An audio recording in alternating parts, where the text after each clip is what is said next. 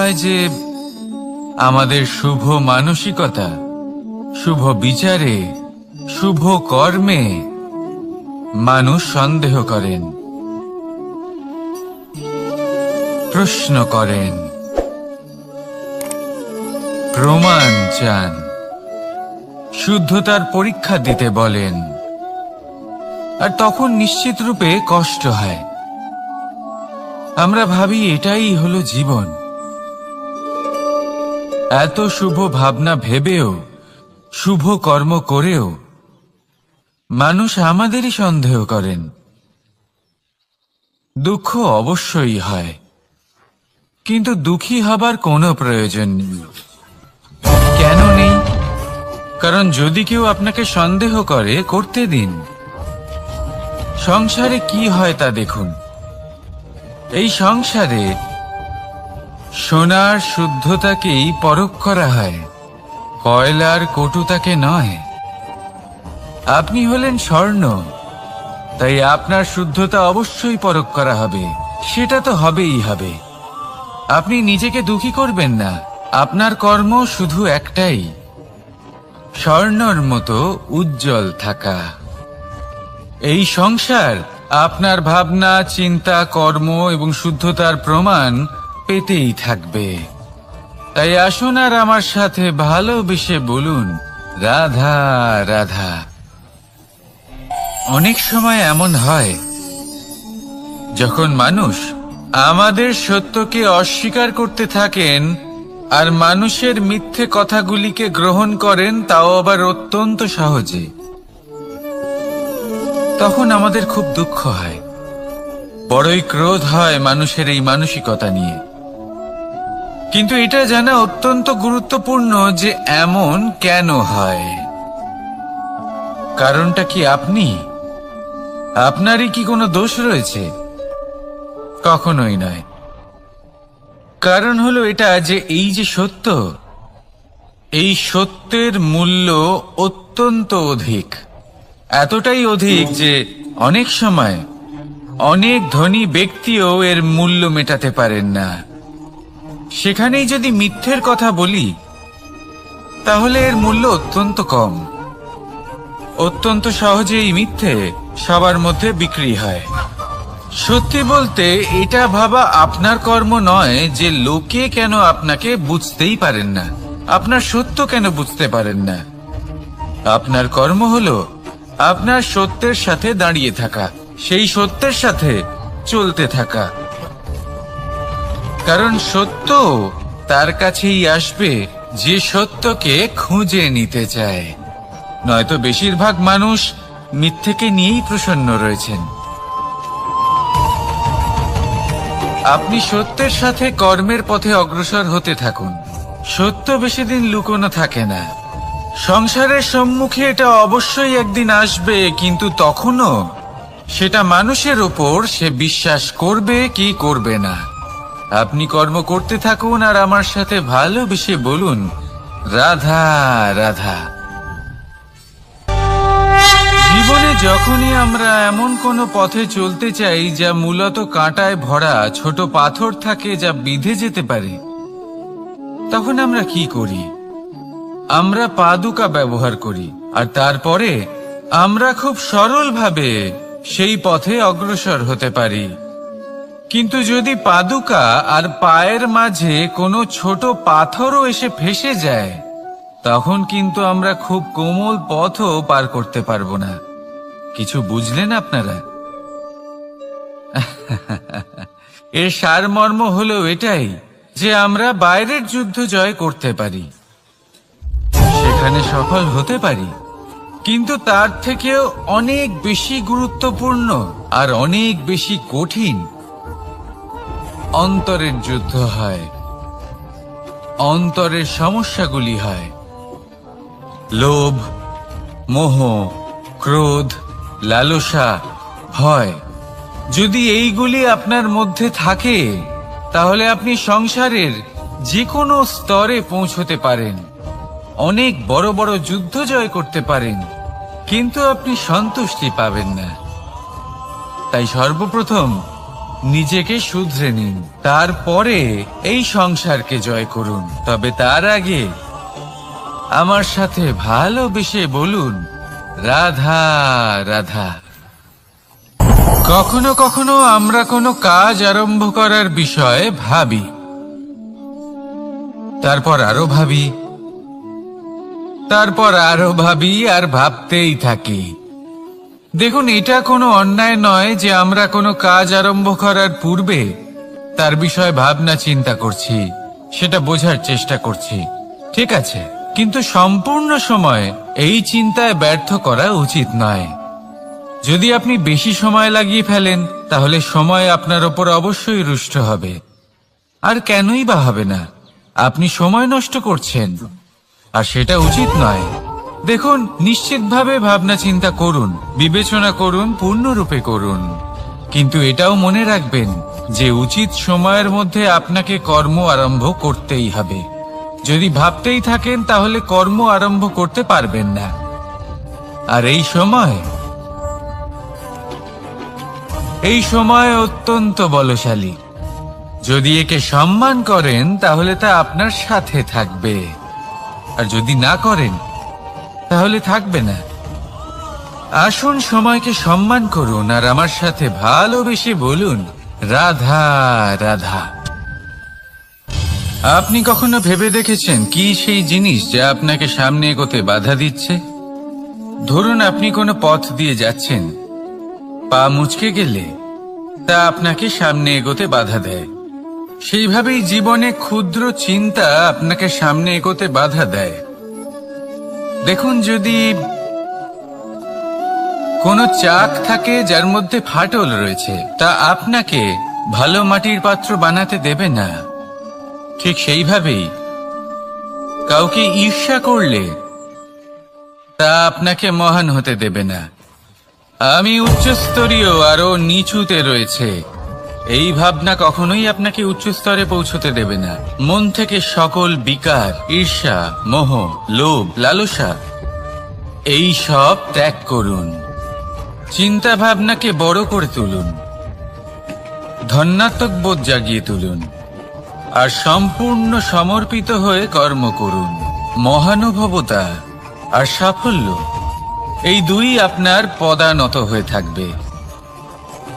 তাহলে আসুন আর আমার সাথে ভালোবেসে বলুন, রাধা রাধা। খুব বড় একটা প্রশ্ন করতে চলেছি, এই সংসারের সব থেকে বেশি সুখী কে? এবার কেউ বলবে সেই ব্যক্তি যিনি সব থেকে বেশি ধনী, যার কাছে সব থেকে বেশি ধন আছে, আভূষণ আছে, স্বর্ণ আছে। কেউ বলবেন কোন রাজ্যের রাজা, কারণ তিনি শাসন করতে পারেন, তার আদেশ ছাড়া কোনো কাজ সম্ভব নয়, ইত্যাদি ইত্যাদি। এর উত্তর যদি আমি দিই, তাহলে এটুকুই বলবো, সংসারের সব থেকে সুখী ব্যক্তি হলেন তিনি যিনি সন্তুষ্ট। তার কাছে সন্তোষরূপী ধন আছে, যা তাকে সুখী রাখে। এবার এই সন্তুষ্টি, সেটা কিভাবে আসে জীবনে? এটা আসে ধৈর্যের কারণে। ধৈর্যের এই অনুভূতি অত্যন্ত শক্তিশালী। এই ধৈর্যই কিন্তু আমাদের ধরিত্রীকে ধরিত্রী মাতা করে তোলে, কারণ ধরিত্রী মাতা ধারণ করেন, সহ্য করেন, ধৈর্য ধরেন এবং নিজের কর্ম করতে থাকেন। সেটা ধৈর্যই ছিল মাতা সীতার মধ্যে, যা রাবণের অন্ত করে দিল।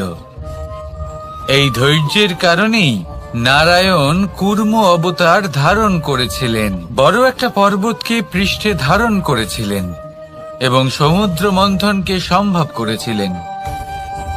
সেই জন্য সর্বপ্রথম মনের মধ্যে ধৈর্যকে নিয়ে আসুন।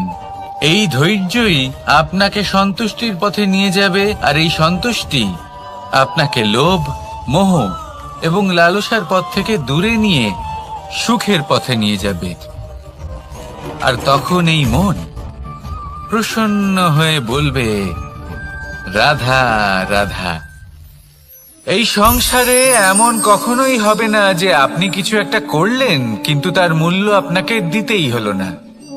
যে কোনো কাজের জন্য, যে কোনো কর্মের জন্য আপনাকে মূল্য দিতেই হবে। প্রকৃতিও আমাদের এটাই শেখায়।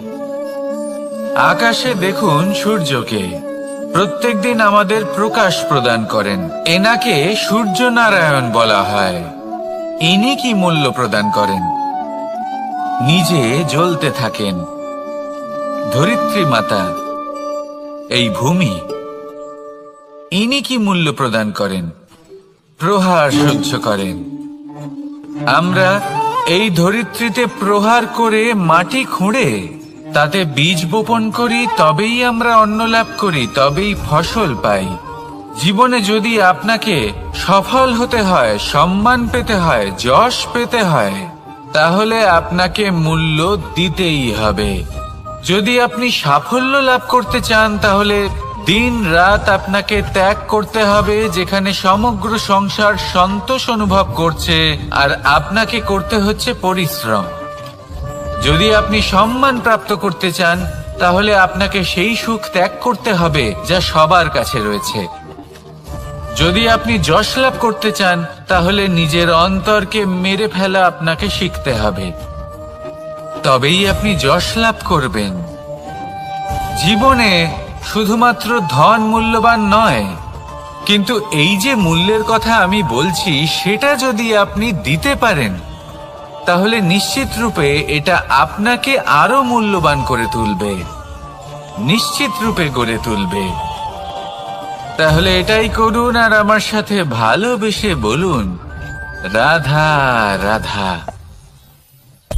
असतो मा सद्गमय, तमसो मा ज्योतिर्गमय, मृत्युर्मा মৃতঙ্গময়। জ্ঞান সেটাই যা অসত্য থেকে সত্যের পথে চালিত করে। প্রকাশ সেটাই যা অন্ধকার থেকে আলোর পথে নিয়ে আসে। জীবন সেটাই যা মৃত্যু থেকে অমরত্বের পথে নিয়ে যায়। এবার এই তিনটে, জ্ঞান, জীবন এবং প্রকাশ, একই রকম। শূন্য থেকে এর উৎপত্তি হয় এবং আস্তে আস্তে আপনার জীবনে বিস্তার লাভ করে। এবার আমরা এটাই ভাবি যে কেমন করে এই তিনটিকে আগলে রাখা যায়। এর উত্তর হলো, এদের আগলে রাখার প্রয়োজনই নেই, ভাগ করে দিতে হবে। কোনো বৃক্ষকেই দেখে নিন, একটি বৃক্ষ অনেক বছর ধরে বেঁচে থাকে। কেন? কারণ সে ভাগ করে দিতে জানে। সে নিজের বীজ ছড়িয়ে দেয়, এই ধরিত্রীতে দেয়। সেই বীজ যা অঙ্কুরিত হয়ে এক নতুন বৃক্ষকে জন্ম দেয়। শুধু ছড়িয়ে দিয়ে একটি বৃক্ষ জীবন দান করতে পারে। যদি কোনো ব্যক্তি জ্ঞান ছড়াতে শিখে যান, যদি প্রকাশ, আলোর কিরণ ছড়িয়ে দিতে শিখে যায়, কোনো ব্যক্তি তার জীবনের সুখ ছড়িয়ে দিতে শিখে যান, তাহলে তিনি মৃত্যুর পরও মৃত হন না। এই ভাগ করে দেওয়ার সুখটাই কিছুটা আলাদা। এই সুখ অনুভব করুন আর আমার সাথে ভালোবেসে বলুন, রাধা রাধা। এই সংসারের সব থেকে বড় যুদ্ধ কোনটা? দেব অসুরের যুদ্ধ যা অনেক বছর ধরে চলেছিল, নাকি রাম রাবণের যুদ্ধ, নাকি মহাভারত? না, সংসারের সব থেকে বড় যুদ্ধ হলো সেইটা যা নিজের সাথে লড়া হয়, নিজের মনের সাথে লড়া হয়, নিজের অন্তরের সাথে লড়া হয়। এটাই সব থেকে বড় যুদ্ধ। এবার নিজেই দেখুন আপনার সব থেকে বড় শত্রুকে। আপনার স্বার্থ, আপনার কামনাগুলি, আপনার অহংকারগুলি, যা আপনাকেই নষ্ট করে দেয়। যদি এদের ওপর আপনি বিজয় লাভ করতে পারেন, তাহলে ধরে নিন এই সংসারে সবার উপরে আপনি বিজয় লাভ করতে পারবেন। এই সংসারে কেউ আপনাকে পরাজিত করতে পারবে না, কিন্তু তার জন্য প্রয়োজন অনুভূতির। অনুভূতি ভালোবাসার, অনুভূতি অনুপ্রেরণার। যে ব্যক্তি ভালোবাসতে পারেন এবং প্রেরণা দিতে পারেন তিনি চিরকাল জয়লাভ করতে পারেন। নিজের কাছে ভালোবাসার এক অস্ত্র রাখুন আর প্রেরণার এক ঢাল। জীবনে কেউ আপনাকে পরাজিত করতে পারবে না। আসুন আর আমার সাথে ভালোবেসে বলুন, রাধা রাধা। মানুষ চিরকাল বড় মানুষ হয়ে উঠতে চায়, সবসময় সেই নিয়ে কল্পনা করে। কিন্তু প্রশ্ন হলো এটাই যে মানুষ বড় কখন হতে পারে? যখন সে ধনী হয়ে ওঠে, নাকি যখন তার কাছে সম্মান থাকে, নাকি যখন রূপবান হয় বা অধিক শক্তিশালী হয়? মানুষ বড় মানুষ তখনই হতে পারে যখন বিপদের সময় সে অন্য কোনো মানুষের পাশে এসে দাঁড়ায়। তাই সর্বপ্রথম এইটা শিখুন। হয়তো এই জন্যই হনুমান শ্রীরামের কাছে এতটা বড়, আর হয়তো এই জন্যই বলরাম দাদা আমার কাছে এত বড়।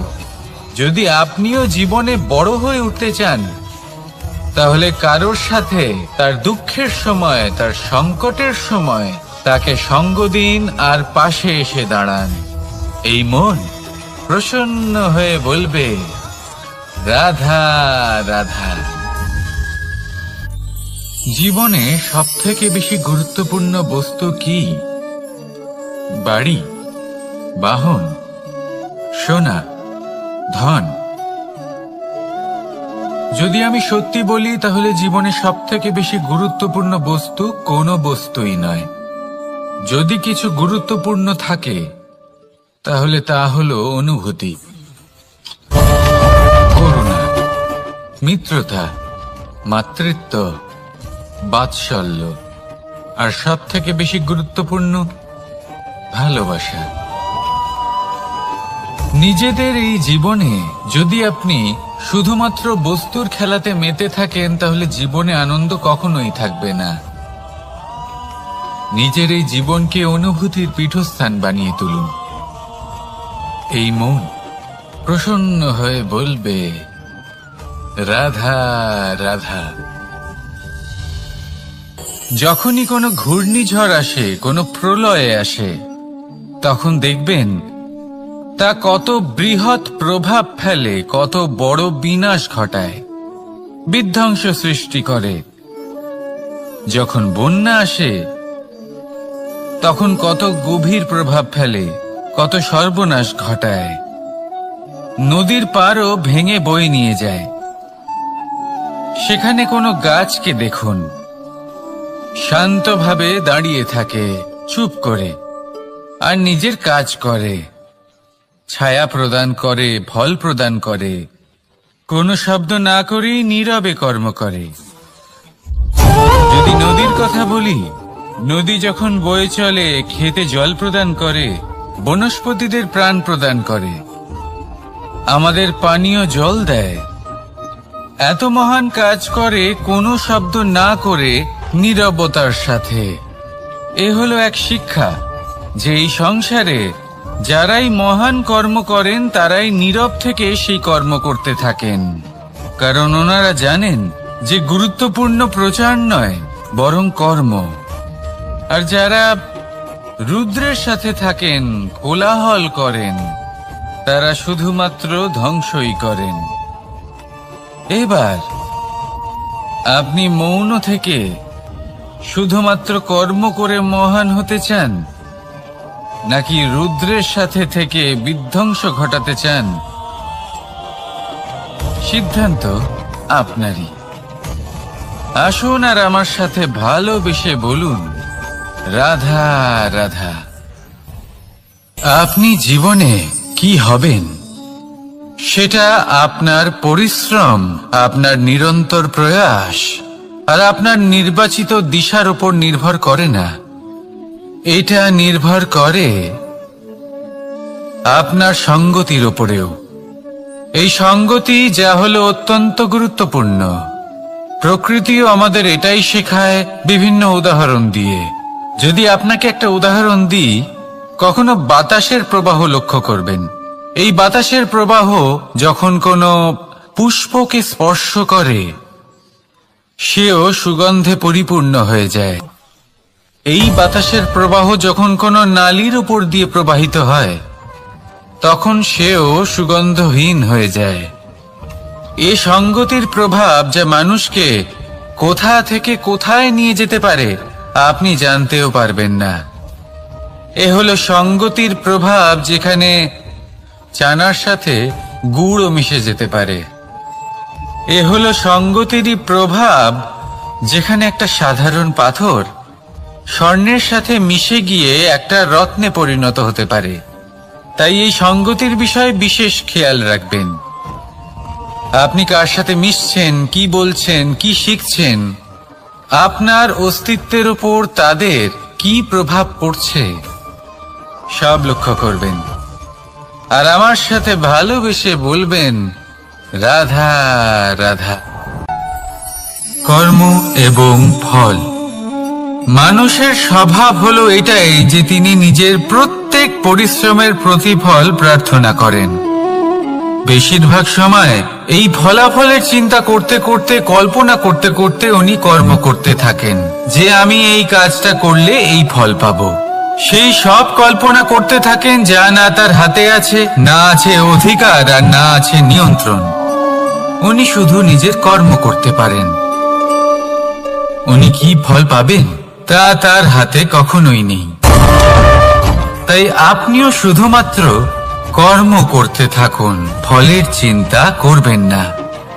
মনে রাখবেন, শিকড় এবং শাখা যেভাবে একে অপরের সাথে জড়িয়ে, সেইভাবেই একে অপরের সাথে জড়িয়ে কর্ম এবং ফল। যেরকম কর্ম আপনি করবেন সেরকম ফল আপনি অবশ্যই পাবেন। তাই এই ফলের আশায় কর্মের সময় কখনোই নষ্ট করবেন না, কারণ যে ব্যক্তি সময় নষ্ট করেন, সময় সেই ব্যক্তিকে অবশ্যই নষ্ট করে দেয়।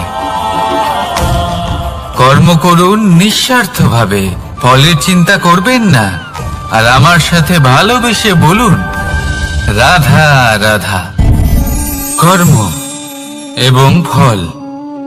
দেখতে গেলে এই সমস্ত ব্রহ্মাণ্ড এই দুইয়ের মাঝেই স্থির হয়ে আছে।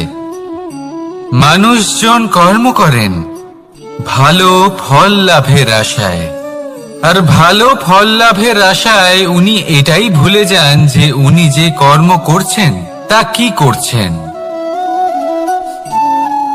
আমি বলেছিলাম কর্ম করুন ফলের চিন্তা না করে, কিন্তু কি কর্ম করছেন সেই বিষয়ে ভাবাটাও অত্যন্ত আবশ্যক।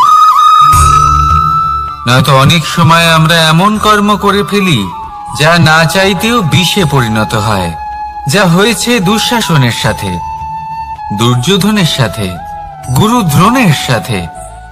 একজনের মানসিকতা উচিত ছিল না, একজনের বিবেক উচিত ছিল না, আরেকজন যে পক্ষ নির্বাচন করেছিলেন সেই পক্ষ উচিত ছিল না। আর যা কিছু ওনাদের সাথে হলো, আপনার, আমার, আমাদের সকলের সাথে তা হতে পারে। আমি বলেছিলাম কর্ম করুন, ফলের চিন্তা করবেন না, কিন্তু এই কর্মের বিষয়ে বিচার করে দেখাটাও ততটাই আবশ্যক। দেখুন, কর্ম করার উচিত প্রক্রিয়া ফলের চিন্তা না করা, কিন্তু যদি আপনার কর্ম শুভ হয় তাহলে তার ফলও নিয়তি আপনাকেই দেবে। সর্বদা কর্ম করার সময় এটা ভাবুন যে আপনার এই কর্ম এই সংসারকে, এই সমাজকে, আপনার পরিবারকে, আপনার আশেপাশের মানুষজনকে কোন দিশায় নিয়ে যাবে। যদি এটা সবার জন্য মঙ্গলময় হয় তাহলে কর্ম করতে থাকুন। আর হ্যাঁ, নিশ্চিত রূপে ফলের চিন্তা করবেন না। আসুন আমার সাথে ভালোবেসে বলুন, রাধা রাধা। বটবৃক্ষের বীজ সর্ষের দানার থেকেও ছোট হয়, কিন্তু যখন তা নিজের রূপ ধারণ করে তখন তা বিশাল বৃক্ষের আকার ধারণ করে, যা সহস্র বছর ধরে বেঁচে থাকে, ছায়া প্রদান করে, পাখিদের আশ্রয় প্রদান করে, আর দেয় পথচারীদের বিশ্রাম করার স্থান। কেন? কারণ সেই ছোট বীজ তা মাটির ভেতরে গিয়ে নিজের খোলস ত্যাগ করে। অন্ধকারে থাকে সে, যতই আলো আসুক না কেন, যতই বর্ষা আসুক না কেন, সব সহ্য করে। আর তারপরে একটা চারা গাছ অঙ্কুরিত হয়, তারপর ধীর গতিতে একটা বিশাল বৃক্ষতে পরিণত হয়। দেখুন, জীবনে কঠিন সময় আসে, এই জন্য নয় যে আপনি হার মেনে নেবেন, এই জন্য আসে যাতে আপনি ভবিষ্যৎ নির্মাণের জন্য নিজেকে তৈরি করতে পারেন। যদি কঠিন সময়ে আপনি ওই বীজের মতো দৃঢ় হয়ে থাকতে পারেন, তাহলে আপনিও একদিন সেই বিশাল বৃক্ষের মতো নিজের অস্তিত্ব গড়ে তুলতে পারবেন, যা সহস্র বছর পর্যন্ত মনে রাখা হবে। আসুন আমার সাথে ভালোবেসে বলুন, রাধা রাধা। এই ব্রহ্মাণ্ড কত বৃহৎ, তাই না? যার সম্মুখে এই পৃথিবীকেও একটা বিন্দুর মতো মনে হয়। আর এই পৃথিবীতে আমরা কে হই, আমাদের আকার কি রকম, আমাদের অস্তিত্বই বা কি? যখন আমরা এভাবে ভাবি তখন মনে হয় আমরা কিছুই নই। তা আমরা যখন কিছুই নই, তাহলে আমরা এত চিন্তা করি কেন? কি ভেবে ভয় পাই? কাকেই বা এত ভয় পাই?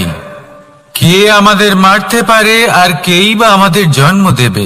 আত্মার আসলে না কখনো জন্ম হয় আর না কখনো মৃত্যু। আত্মা শুধুই শরীর বদল করে। আপনি, আমি, আমরা সকলে এই শরীর নয়, আমরা হলাম আত্মা, যা হলো পরম আত্মার পরম অঙ্গ। সেই জন্য মনে রাখবেন, বাইরের কোথাও দেখবেন না, নিজের অন্তরের গভীরে গিয়ে দেখুন, আত্মাকে উপলব্ধি করতে শিখুন। ক্লেশ, ভয়, চিন্তা, এই সব কিছুর থেকে নিজেকে দূরে রাখুন, তাহলেই উপলব্ধি করতে পারবেন পরমাত্মাকে। তাহলে আসুন আমার সাথে ভালোবেসে বলুন, রাধা রাধা। পরিবর্তন এই সংসারের শাশ্বত নিয়ম। কোন রাজা নেই যিনি চিরকাল রাজা থাকেন, কোন ধনী ব্যক্তি নেই যিনি চিরকাল ধনী থাকবেন। এই সংসারে সূর্যের স্থান নেওয়ার জন্য চন্দ্রিমার আগমন ঘটে। কোন স্থান যাকে পতিত বলা হয়েছিল, সেখানে মহল তৈরি হয়েছে। কোন স্থান যাকে আজ মলিন বলা হয়েছে, কাল সেখানে মন্দিরও স্থাপন হতে পারে। কোন ঋতু চিরকালের জন্য থাকে না, কখনো সময় চিরকাল একরকম থাকে না। আজ যে আপনার কাছে রয়েছে, কাল অন্য কারোর ছিল। আজ যে আপনার কাছে রয়েছে, কাল তা অন্য কারোর কাছে চলে যাবে। আপনার সাথে কিছু থাকলে তা হলো আপনার কর্ম, কিন্তু সেই কর্মের পরিণামও আপনার নয়। আপনি শুধু কর্ম করুন, বাকি সবকিছুই পরিবর্তনশীল। কিন্তু সেই পরিবর্তনকে দেখে ভয় পাওয়ার প্রয়োজন নেই, তাকে স্বাগত জানান। যদি আপনি হাসি মুখে সেই পরিবর্তনকে স্বাগত জানান, তাহলে এই পরিবর্তনও হাসি মুখে আপনার সাথে থাকবে। আসুন আমার সাথে ভালোবেসে বলুন, রাধা রাধা।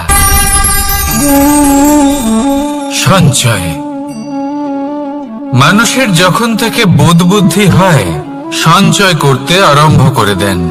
সঞ্চয় করতে থাকেন ভোজনের, সঞ্চয় অর্থের, সঞ্চয় শক্তির।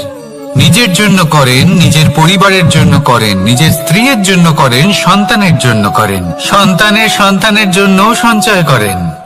সঞ্চয় করার জন্য ওনার কাছে অনেক কারণ রয়েছে, কারণ উনি এটা ভাবেন যে এই সঞ্চিত শক্তির জন্য কেউ ওনার কোনো ক্ষতি করতে পারবে না। মানুষ ভুলে যান একটা গুরুত্বপূর্ণ কথা, এই সত্য, উনি এই সংসারে খালি হাতেই এসেছিলেন, আর এখান থেকে ওনাকে খালি হাতেই যেতে হবে।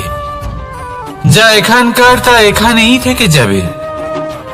আর যদি কিছু ওনার সাথে যায়, তা হলো ওনার কর্ম, আর কিচ্ছু নয়। তাই যদি কিছু অর্জন করতে চান, তাহলে শুভ কর্ম অর্জন করুন, আত্মশক্তি অর্জন করুন, কারণ পরলোকে এটাই হবে আপনার সম্পত্তি। তাহলে কি এটা আপনি অর্জন করতে চান না? আসুন আর আমার সাথে ভালোবেসে বলুন, রাধা রাধা। সদিচ্ছা। দেখতে গেলে 3 অক্ষরে তৈরি এই শব্দ, কিন্তু সমস্ত ত্রিলোক তার উপরেই আধারিত।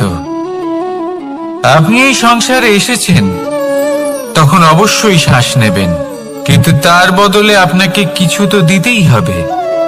আপনার উপর নির্ভর করছে আপনি কি দেবেন। কি দেবেন এই সংসারকে, এই সমাজকে, নিজের পরিবারকে, আর তার বদলে কি নেবেন? যশ নাকি অপযশ? দেখুন, এক ছিল রাবণ, যে কিনা সমুদ্র পার করলো সীতাকে অপহরণ করার জন্য, আর এক ছিলেন রামচন্দ্র, যিনি সমুদ্র পার করেছিলেন, সেতু বানিয়ে গিয়েছিলেন সীতাকে ফিরিয়ে নিয়ে আসার জন্য। দুজনেই সমুদ্র পার করেছিলেন, শুধু পার্থক্য ছিল সদিচ্ছাকে বোঝার, লক্ষ্যের। অনেক মানুষের যাত্রা একরকম হতেই পারে, কিন্তু আনন্দ তখনই লাভ করবেন যখন লক্ষ্য শুভ হবে, মহান হবে।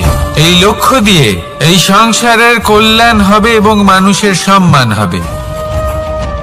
যদি আপনার সংকল্প উচিত হয়, তাহলে আপনার লক্ষ্য উচিতই হবে, নয়তো শুধুমাত্র বিনাশ হবে।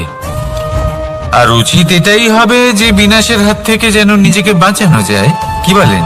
তাই জীবনে যে লক্ষ্য স্থির করছেন, মনে রাখবেন তা যেন শুভ লক্ষ্য হয়। যদি এরকম হয়, তাহলে আপনার যাত্রা, আপনার জীবন দুটোই শুভময় হবে। আসুন আর আমার সাথে ভালোবেসে বলুন, রাধা রাধা। সুরক্ষা। এই সুরক্ষা আসলে কি? এটা কি কোনো কবচ, নাকি কোনো সীমা? এই সুরক্ষা আসলে অন্য কিছু।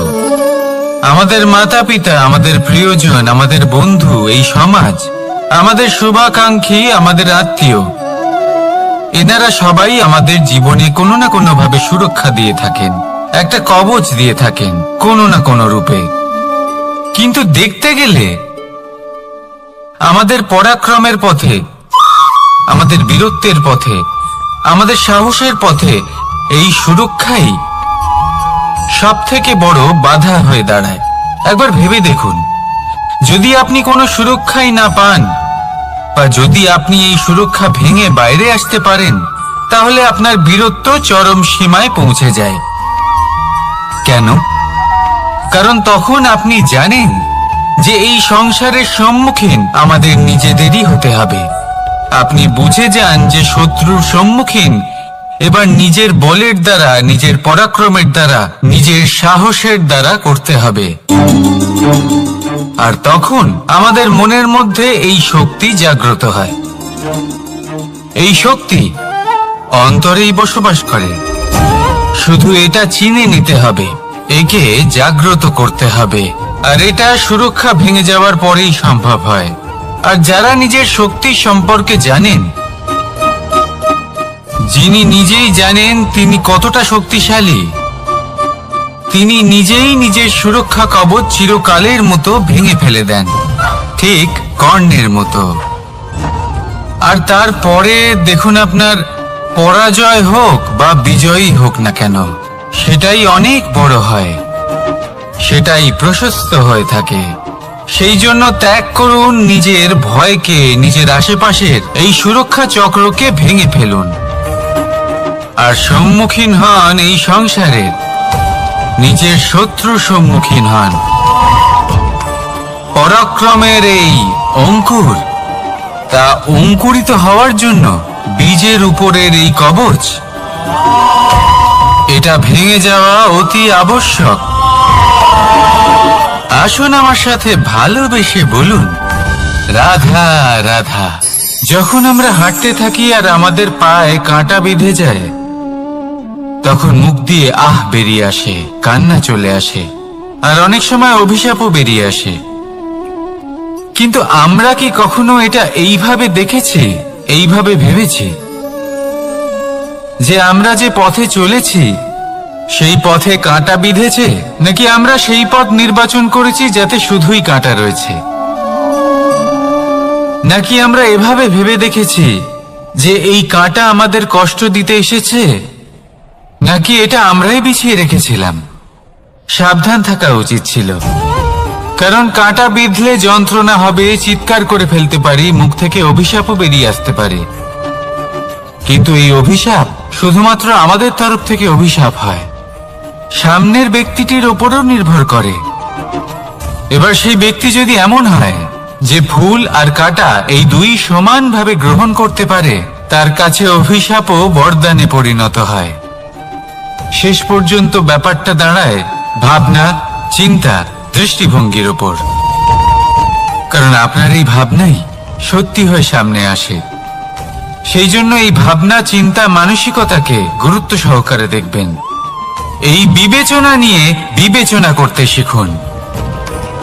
আমার কথার অর্থ হলো যে জীবনে যখন এরকম কিছু একটা ঘটবে, তখন ভেবে দেখুন যে এরকম কেন হলো। আপনি কি এমন কোনো কর্ম করেছিলেন যার কর্মফল এটা? এমন কোনো কাজ যা অনুচিত ছিল, অসত্য ছিল, যা অভদ্রতার কারণ ছিল? ভেবে দেখা প্রয়োজন। দেখুন, ইচ্ছে হলো আপনার যে আপনি কি করতে চান, ভাবনা আপনার, সত্য আপনার, জীবন আপনার, সিদ্ধান্ত আপনার। আসুন আর আমার সাথে ভালোবেসে বলুন, রাধা রাধা। সময়। এই সময় আসলে কি? এই সময় একটা সরল রেখা তো কখনোই নয়। সময় হলো একটা চক্র, যেখানে এর আদি সেখানেই হলো এর অন্ত, আর যেখানে তা শেষ হয় সেখান থেকেই তার শুরু হয়। এই সময় একটা অত্যন্ত বিচিত্র চিন্তা, বিচিত্র ভাবনা, একটা বিচিত্র বস্তু যা কেউ বুঝতে পারেন না। এই সময়ের লীলা, এর কোনো প্রমাণ নেই, কোনো জ্ঞান নেই, কোনো পরিমাপ নেই। শুধু এটুকু আমরা জানতে পারি, যেখানে শেষ হবে সেখান থেকে একটা নতুন সূচনাও হবে। যা আজ আপনার কাছে আছে, কাল অন্য কারোর কাছে যাবে, তারপরে তার কাছ থেকেও অন্য কারোর কাছে যাবে, তারপরে তার থেকেও ছিনিয়ে নেওয়া হবে। এই নিয়তির একজনের কাছ থেকে অন্যজনের কাছে আদান প্রদানের এই সময় হলো আপনার সময়। এই সময় সদ্ব্যবহার করুন, এই সময়কে বাঁচুন। আপনাকে শুধু এটাই সুনিশ্চিত করতে হবে যে আপনি কোন পক্ষে আছেন। আর সত্যি বলতে কি, আপনার জীবনের পরিণাম নির্ভর করে আপনার নির্বাচনের ওপর। আপনি কোন পক্ষ নির্বাচন করছেন। তাহলে মনে রাখবেন, জীবনে সেই পক্ষই নির্বাচন করবেন যা চয়ন করার পরে আপনি সুখ অনুভব করবেন, আপনি সন্তোষ লাভ করবেন, প্রসন্নতা লাভ করবেন। আর আমি এটাই সুনিশ্চিত করব যে এই পক্ষ যেন শান্তির পক্ষ হয়, এই পক্ষই যেন প্রেমের পক্ষ হয়। তাহলে চিন্তা করবেন না, আর আসুন আমার সাথে ভালোবেসে বলুন, রাধা রাধা। দৃষ্টি আর দৃষ্টিভঙ্গি, এই সমগ্র লীলা হলো এই দুইয়ের। বিচিত্র হতে পারে, কিন্তু এটাই সত্যি। এবার আপনাকে একটা উদাহরণ দিয়ে বোঝাই। অনেক সময় আপনি কোনো ব্যক্তিকে এটা বলতে শুনবেন যে আমি আমার নিজের উপরে গর্ব করি, আমি নিজেকে নিয়ে গর্ব করি, আমি খুব ভালোভাবে আমার মা বাবার সেবা করি, ওনাদের আমি সবসময় সুখী রাখি, ওনাদের আমি একটা বাড়ি দিয়েছি, সকল সুখ সুবিধা দিয়েছি, ওনাদের জীবনে প্রত্যেক জিনিস দিয়েছি আর দেব যা তাদের প্রয়োজন। এবার আমাকে বলুন যে আপনি কে হন। আপনি হলেন সেই বীজ যা আপনার মাতা পিতা রোপণ করেছেন। আপনার মা বাবাই আপনাকে এই সংসারে জন্ম দিয়েছেন। এবার এইসব কথার কি তাৎপর্য? এই হলো সেই ব্যক্তির দৃষ্টিভঙ্গি।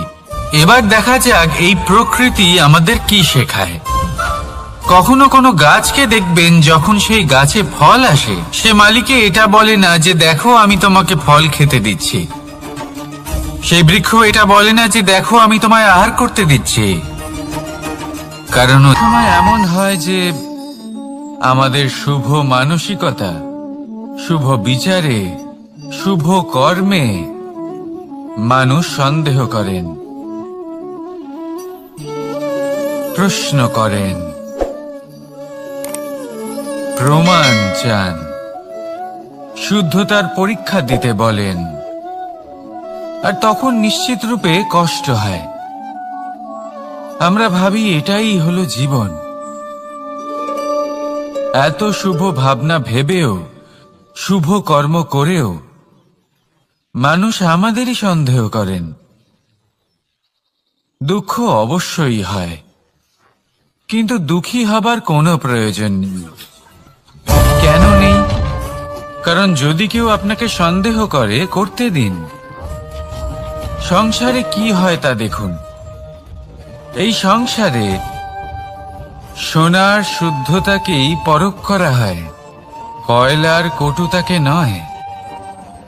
আপনি হলেন স্বর্ণ, তাই আপনার শুদ্ধতা অবশ্যই পরখ করা হবে। সেটা তো হবেই হবে।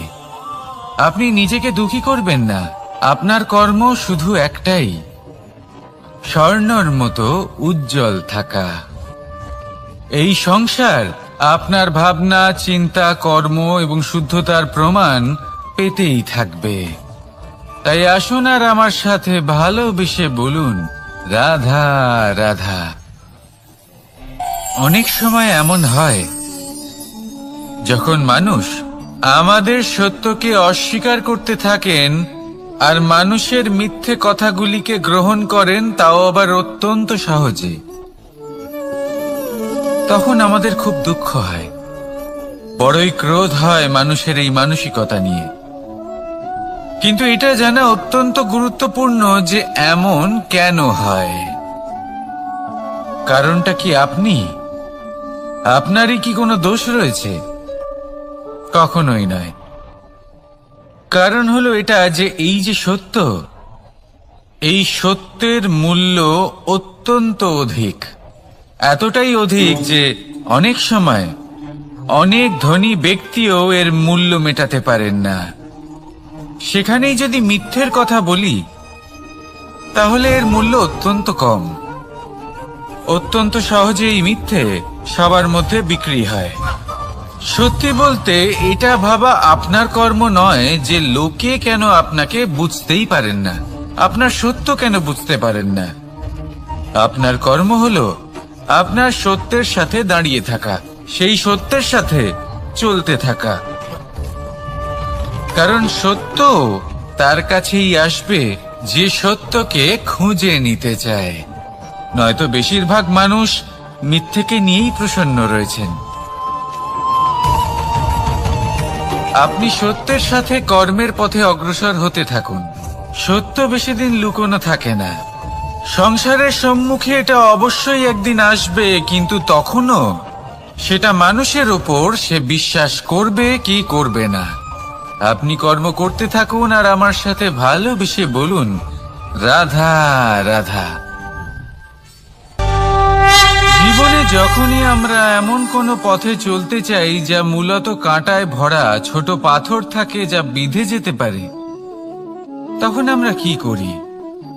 আমরা পাদুকা ব্যবহার করি আর তারপরে আমরা খুব সরলভাবে সেই পথে অগ্রসর হতে পারি। কিন্তু যদি পাদুকা আর পায়ের মাঝে কোনো ছোট পাথরও এসে ফেঁসে যায়, তখন কিন্তু আমরা খুব কোমল পথও পার করতে পারবো না। কিছু বুঝলেন আপনারা? এর সারমর্ম হলো এটাই যে আমরা বাইরের যুদ্ধ জয় করতে পারি, সেখানে সফল হতে পারি, কিন্তু তার থেকেও অনেক বেশি গুরুত্বপূর্ণ আর অনেক বেশি কঠিন অন্তরের যুদ্ধ হয়। অন্তরের সমস্যাগুলি হয় লোভ, মোহ, ক্রোধ, লালসা, ভয়। যদি এইগুলি আপনার মধ্যে থাকে, তাহলে আপনি সংসারের যে কোনো স্তরে পৌঁছতে পারেন, অনেক বড় বড় যুদ্ধ জয় করতে পারেন, কিন্তু আপনি সন্তুষ্টি পাবেন না। তাই সর্বপ্রথম নিজেকে শুধরে নিন, তারপরে এই সংসারকে জয় করুন। তবে তার আগে আমার সাথে ভালোবেসে বলুন, রাধা রাধা। কখনো কখনো আমরা কোনো কাজ আরম্ভ করার বিষয়ে ভাবি, তারপর আরো ভাবি, তারপর আরো ভাবি, আর ভাবতেই থাকি। দেখুন, এটা কোনো অন্যায় নয় যে আমরা কোনো কাজ আরম্ভ করার পূর্বে তার বিষয়ে ভাবনা চিন্তা করছি, সেটা বোঝার চেষ্টা করছি, ঠিক আছে, কিন্তু সম্পূর্ণ সময় এই চিন্তায় ব্যর্থ করা উচিত নয়। যদি আপনি বেশি সময় লাগিয়ে ফেলেন, তাহলে সময় আপনার ওপর অবশ্যই রুষ্ট হবে। আর কেনই বা হবে না? আপনি সময় নষ্ট করছেন, আর সেটা উচিত নয়। দেখুন, নিশ্চিতভাবে ভাবনা চিন্তা করুন, বিবেচনা করুন, পূর্ণরূপে করুন, কিন্তু এটাও মনে রাখবেন যে উচিত সময়ের মধ্যে আপনাকে কর্ম আরম্ভ করতেই হবে। যদি ভাবতেই থাকেন, তাহলে কর্ম আরম্ভ করতে পারবেন না। আর এই সময় অত্যন্ত বলশালী। যদি একে সম্মান করেন, তাহলে তা আপনার সাথে থাকবে, আর যদি না করেন, তাহলে থাকবে না। আসুন সময়কে সম্মান করুন, আর আমার সাথে ভালোবেসে বলুন, রাধা রাধা। আপনি কখনো ভেবে দেখেছেন কি সেই জিনিস যা আপনাকে সামনে এগোতে বাধা দিচ্ছে? ধরুন, আপনি কোনো পথ দিয়ে যাচ্ছেন, পা মুচকে গেলে তা আপনাকে সামনে এগোতে বাধা দেয়। সেইভাবেই জীবনে ক্ষুদ্র চিন্তা আপনাকে সামনে এগোতে বাধা দেয়। দেখুন, যদি কোনো চাক থাকে যার মধ্যে ফাটল রয়েছে, তা আপনাকে ভালো মাটির পাত্র বানাতে দেবে না। ঠিক সেইভাবেই কাউকে ঈর্ষা করলে তা আপনাকে মহান হতে দেবে না। আমি উচ্চস্তরীয়, আরো নিচুতে রয়েছে, এই ভাবনা কখনোই আপনাকে উচ্চ স্তরে পৌঁছতে দেবে না। মন থেকে সকল বিকার, ঈর্ষা, মোহ, লোভ, লালসা এই সব ত্যাগ করুন। চিন্তা ভাবনাকে বড় করে তুলুন, ধন্যাত্মক বোধ জাগিয়ে তুলুন, আর সম্পূর্ণ সমর্পিত হয়ে কর্ম করুন। মহানুভবতা আর সাফল্য এই দুই আপনার পদানত হয়ে থাকবে। তাহলে আসুন আর আমার সাথে ভালোবেসে বলুন, রাধা রাধা। খুব বড় একটা প্রশ্ন করতে চলেছি, এই সংসারের সব থেকে বেশি সুখী কে?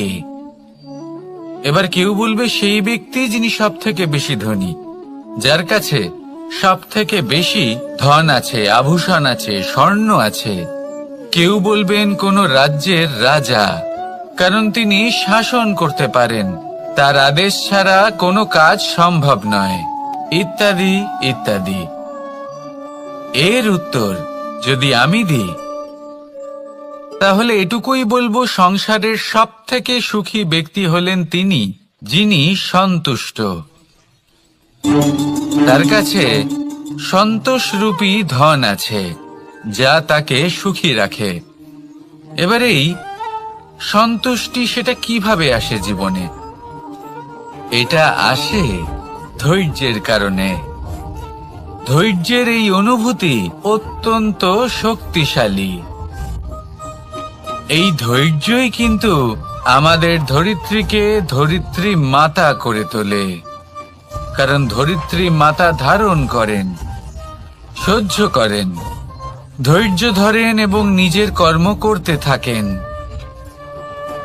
সেটা ধৈর্যই ছিল মাতা সীতার মধ্যে, যা রাবণের অন্ত করে দিল। এই ধৈর্যের কারণেই নারায়ণ কুর্ম অবতার ধারণ করেছিলেন, বড় একটা পর্বতকে পৃষ্ঠে ধারণ করেছিলেন এবং সমুদ্র মন্থনকে সম্ভব করেছিলেন। সেই জন্য সর্বপ্রথম মনের মধ্যে ধৈর্যকে নিয়ে আসুন। এই ধৈর্যই আপনাকে সন্তুষ্টির পথে নিয়ে যাবে, আর এই সন্তুষ্টি আপনাকে লোভ, মোহ এবং লালসার পথ থেকে দূরে নিয়ে সুখের পথে নিয়ে যাবে। আর তখন এই মন প্রসন্ন হয়ে বলবে, রাধা রাধা। এই সংসারে এমন কখনোই হবে না যে আপনি কিছু একটা করলেন কিন্তু তার মূল্য আপনাকে দিতেই হলো না। যে কোনো কাজের জন্য, যে কোনো কর্মের জন্য আপনাকে মূল্য দিতেই হবে। প্রকৃতিও আমাদের এটাই শেখায়। আকাশে দেখুন সূর্যকে, প্রত্যেকদিন আমাদের প্রকাশ প্রদান করেন। এনাকে সূর্য নারায়ণ বলা হয়। ইনি কি মূল্য প্রদান করেন? নিজে জ্বলতে থাকেন। ধরিত্রী মাতা, এই ভূমি, ইনি কি মূল্য প্রদান করেন? প্রহার সহ্য করেন। আমরা এই ধরিত্রীতে প্রহার করে মাটি খুঁড়ে তাতে বীজ বপন করি, তবেই আমরা অন্ন লাভ করি, তবেই ফসল পাই। জীবনে যদি আপনাকে সফল হতে হয়, সম্মান পেতে হয়, যশ পেতে হয়, তাহলে আপনাকে মূল্য দিতেই হবে। যদি আপনি সাফল্য লাভ করতে চান, তাহলে দিন রাত আপনাকে ত্যাগ করতে হবে। যেখানে সমগ্র সংসার সন্তোষ অনুভব করছে আর আপনাকে করতে হচ্ছে পরিশ্রম। যদি আপনি সম্মান প্রাপ্ত করতে চান, তাহলে আপনাকে সেই সুখ ত্যাগ করতে হবে যা সবার কাছে রয়েছে। যদি আপনি যশ লাভ করতে চান, তাহলে নিজের অন্তরকে মেরে ফেলা আপনাকে শিখতে হবে, তবেই আপনি যশ লাভ করবেন। জীবনে শুধুমাত্র ধন মূল্যবান নয়, কিন্তু এই যে মূল্যের কথা আমি বলছি, সেটা যদি আপনি দিতে পারেন, তাহলে নিশ্চিত রূপে এটা আপনাকে আরো মূল্যবান করে তুলবে, নিশ্চিত রূপে গড়ে তুলবে। তাহলে এটাই করুন আর আমার সাথে ভালোবেসে বলুন, রাধা রাধা। असतो मा सद्गमय, तमसो मा ज्योतिर्गमय, মৃত্যুর্মা মৃতঙ্গময়। জ্ঞান সেটাই যা অসত্য থেকে সত্যের পথে চালিত করে। প্রকাশ সেটাই যা অন্ধকার থেকে আলোর পথে নিয়ে আসে। জীবন সেটাই যা মৃত্যু থেকে অমরত্বের পথে নিয়ে যায়। এবার এই তিনটে, জ্ঞান, জীবন এবং প্রকাশ, একই রকম। শূন্য থেকে এর উৎপত্তি হয় এবং আস্তে আস্তে আপনার জীবনে বিস্তার লাভ করে। এবার আমরা এটাই ভাবি যে কেমন করে এই তিনটিকে আগলে রাখা যায়। এর উত্তর হলো, এদের আগলে রাখার প্রয়োজনই নেই, ভাগ করে দিতে হবে। কোনো বৃক্ষকেই দেখে নিন, একটি বৃক্ষ অনেক বছর ধরে বেঁচে থাকে। কেন? কারণ সে ভাগ করে দিতে জানে। সে নিজের বীজ ছড়িয়ে দেয়, এই ধরিত্রীতে দেয়। সেই বীজ যা অঙ্কুরিত হয়ে এক নতুন বৃক্ষকে জন্ম দেয়। শুধু ছড়িয়ে দিয়ে একটি বৃক্ষ জীবন দান করতে পারে। যদি কোনো ব্যক্তি জ্ঞান ছড়াতে শিখে যান, যদি প্রকাশ, আলোর কিরণ ছড়িয়ে দিতে শিখে যায়, কোনো ব্যক্তি তার জীবনের সুখ ছড়িয়ে দিতে শিখে যান, তাহলে তিনি মৃত্যুর পরও মৃত হন না। এই ভাগ করে দেওয়ার সুখটাই কিছুটা আলাদা। এই সুখ অনুভব করুন আর আমার সাথে ভালোবেসে বলুন, রাধা রাধা। এই সংসারের সব থেকে বড় যুদ্ধ কোনটা?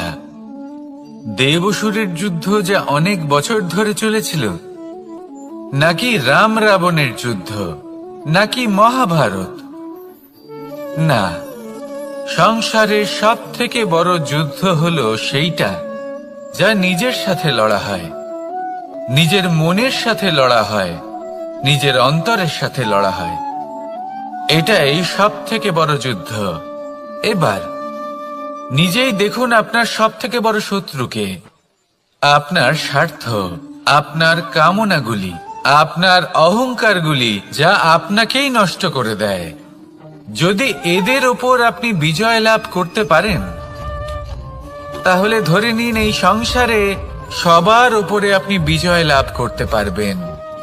এই সংসারে কেউ আপনাকে পরাজিত করতে পারবে না, কিন্তু তার জন্য প্রয়োজন অনুভূতির। অনুভূতি ভালোবাসার, অনুভূতি অনুপ্রেরণার। যে ব্যক্তি ভালোবাসতে পারেন এবং প্রেরণা দিতে পারেন, তিনি চিরকাল জয়লাভ করতে পারেন। নিজের কাছে ভালোবাসার এক অস্ত্র রাখুন আর প্রেরণার এক ঢাল। জীবনে কেউ আপনাকে পরাজিত করতে পারবে না। আসুন আর আমার সাথে ভালোবেসে বলুন, রাধা রাধা। মানুষ চিরকাল বড় মানুষ হয়ে উঠতে চায়, সবসময় সেই নিয়ে কল্পনা করে।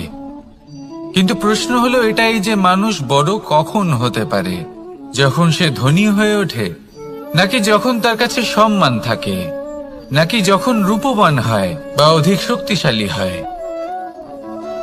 মানুষ বড় মানুষ তখনই হতে পারে যখন বিপদের সময় সে অন্য কোনো মানুষের পাশে এসে দাঁড়ায়। তাই সর্বপ্রথম এটা শিখুন। হয়তো এই জন্যই হনুমান শ্রীরামের কাছে এতটা বড়, আর হয়তো এই জন্যই বলরাম দাদা আমার কাছে এত বড়।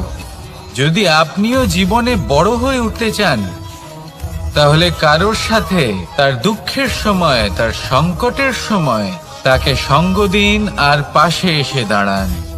এই মন প্রসন্ন হয়ে বলবে, রাধা রাধা। জীবনে সবথেকে বেশি গুরুত্বপূর্ণ বস্তু কি? বাড়ি, বাহন, সোনা, ধন? যদি আমি সত্যি বলি, তাহলে জীবনে সবথেকে বেশি গুরুত্বপূর্ণ বস্তু কোনো বস্তুই নয়। যদি কিছু গুরুত্বপূর্ণ থাকে, তাহলে তা হলো অনুভূতি,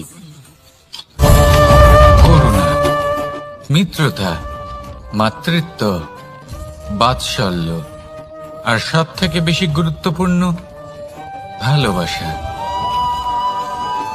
নিজেদের এই জীবনে যদি আপনি শুধুমাত্র বস্তুর খেলাতে মেতে থাকেন, তাহলে জীবনে আনন্দ কখনোই থাকবে না। নিজের এই জীবনকে অনুভূতির পীঠস্থান বানিয়ে তুলুন। এই মন প্রসন্ন হয়ে বলবে, রাধা রাধা।